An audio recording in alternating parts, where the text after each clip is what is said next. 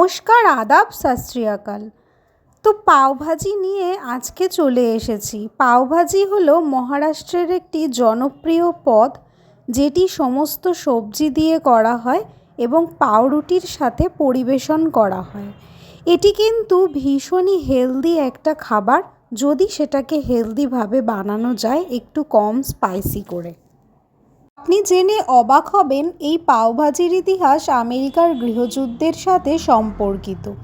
এই যুদ্ধ 1861 থেকে 65 পর্যন্ত মার্কিন যুক্তরাষ্ট্র এবং 11টা দক্ষিণ রাজ্যের মধ্যে চলেছিল। যুদ্ধের সময় দক্ষিণ আমেরিকা বিশ্ববাজার থেকে সম্পূর্ণ বিচ্ছিন্ন হয়ে পড়ে। এই রাজ্যগুলির প্রধান ফসল ছিল তুলা।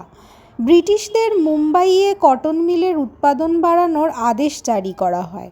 ব্রিটিশ সরকারের আদেশ পালনে শ্রমিকরা এক এক করে মিলগুলোতে দিনরাত কাজ করতে বাধ্য হয়, আর শ্রমিকদের খাবারের ব্যবস্থা করা হয়েছিল মিলের বাইরে। এখানে এরকমই খাবার তৈরি করার নির্দেশ ছিল, যা শুধু সস্তাই নয়, করতেও সময় কম লাগবে। আর রাঁধুনিরা এই সুযোগের সদ্ব্যবহার করে একটা নতুন খাবার উদ্ভাবন করেন। এই স্টলে অবশিষ্ট সবজি থেকে ভাজি তৈরি করা হয়, আর বেকারি থেকে অবশিষ্ট রুটি সেকানোর পরে মাখন দিয়ে শ্রমিকদের পরিবেশন করা হয়, এবং এটি হয়ে ওঠে পাওভাজি।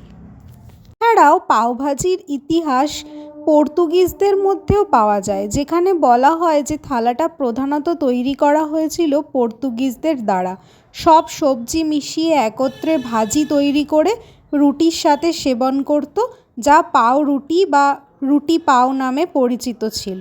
এখন একে অনেকে পাওভাজি বলেন। তো দেখো, তোমাদের সাথে গল্প করতে করতে কিন্তু আমার পাওভাজি অলমোস্ট রেডি। সবার খুব ভালো লেগেছিল। তোমাদেরও ভালো লাগলে লাইক, শেয়ার, কমেন্ট করতে ভুলো না। টাটা।